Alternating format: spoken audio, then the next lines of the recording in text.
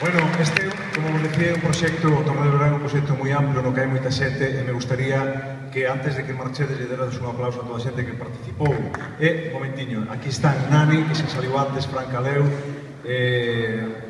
Adán Alsina, que tamén participa no tema da escenografía, pero quixera pedir que tamén saliran con nós Estefanía Domínguez Cajigao, unha pintora coruñesa que traballou poñéndolle cara a todos estes personaxes tamén. Por favor, Estefanía, un aplauso.